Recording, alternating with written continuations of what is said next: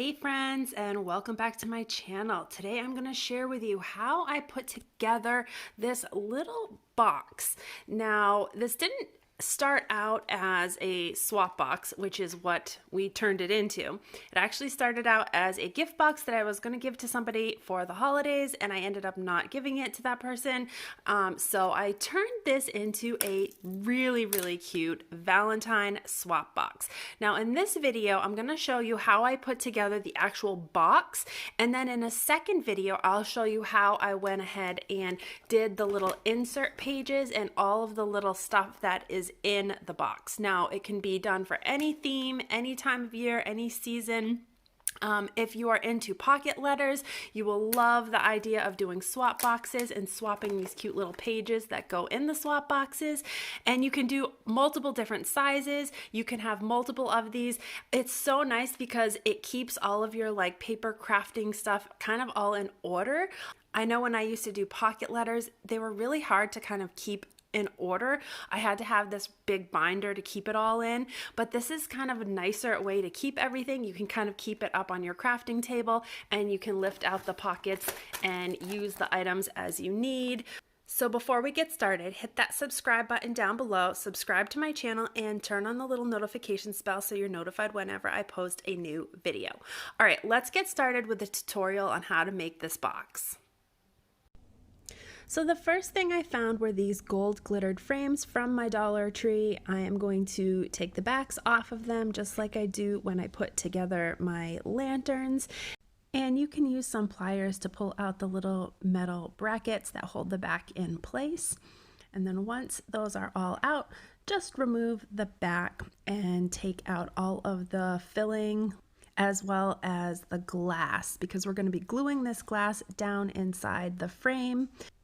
So I'm going to use a combination of hot glue and E6000 to put the frame together, but I'm just going to use the hot glue to glue the glass down because I think that's sufficient. So I'm just going to put a little dab of hot glue in each corner and then push that glass right down in place.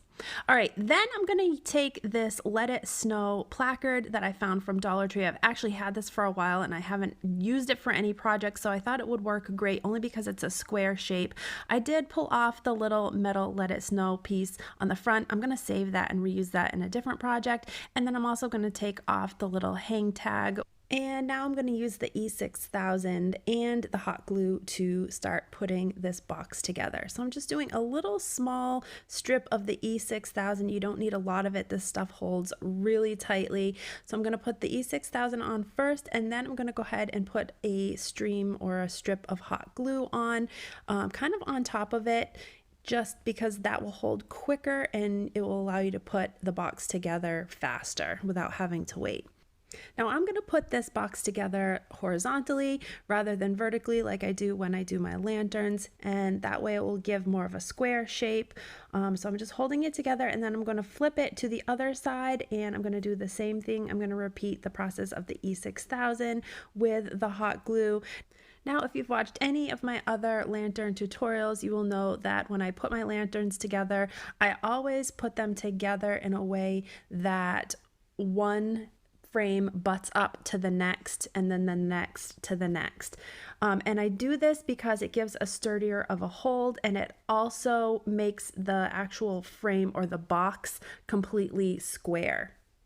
So now once your box is completely glued together, you should be able to sit it on top of the square plaque, and it should fit pretty well. Now this plaque has kind of like a grooved wood grain look on the bottom, so it's not going to be completely square, but if you found a different plaque that was like completely square, you could definitely use that. I actually liked the unevenness of the bottom with it. I think it kind of gave it a little bit of a rustic look, but I am again going to go along the bottom of my box with the E6000 and the hot glue again, and I'm just doing like a little dollop of glue of the E6000. Again, you don't need to use a lot of this because it holds really tight. So just a few little dots of the E6000 and then go over it with the hot glue and then place that right down on top of your square placard, and it should sit nicely.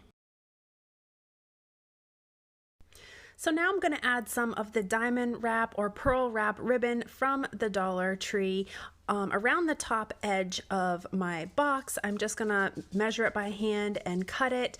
And I'm also going to cut a little notch out of the top corner, just 4 little pieces, just so that the diamond wrap doesn't overlap the other piece of diamond wrap that I already glued into place. So I'm going to just use some hot glue and put a strip of hot glue right across the top, just like that.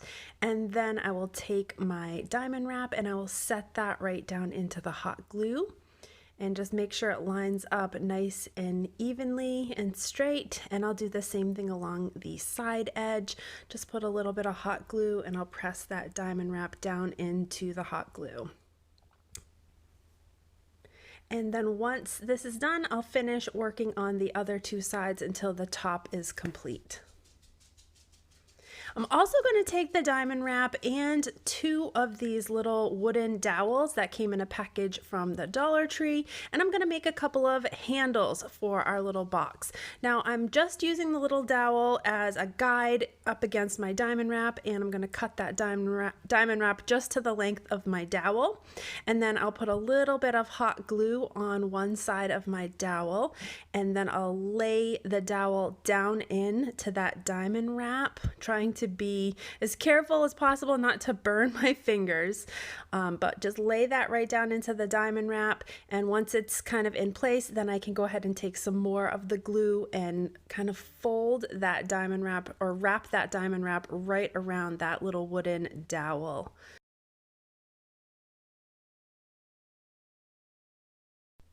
Now I'm going back in with one final strip of glue to make sure that all of my diamond wrap is firmly held into place on my little dowel here.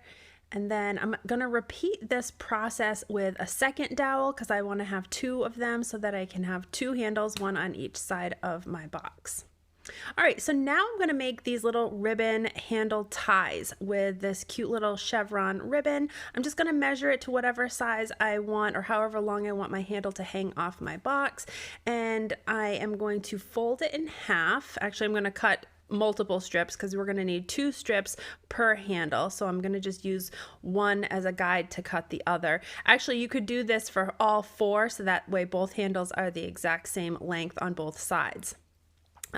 You're going to take one of your pieces of ribbon, fold it in half, put a little bit of glue at the bottom loop, and then just stick that little diamond wrapped dowel down into the glue. And we're going to, again, repeat this on the other side. Just fold that ribbon in half, put a little bit of glue on the inside of the loop, and then stick that diamond dowel right down into the glue. So that way the 2 little ribbons are, holding this little diamond dowel handle. And then I'm going to glue the ribbons together at the top with just a little dab of glue. And then once that is done, I will take some more glue and put it on the outside of the ribbon, and I'll glue the whole handle to the top inside of the box to hold that handle in place. And don't forget to give this video a big thumbs up, like and subscribe, and turn on the little notifications bell so you're notified whenever I post a new video. Also, stick around for part 2 of this project.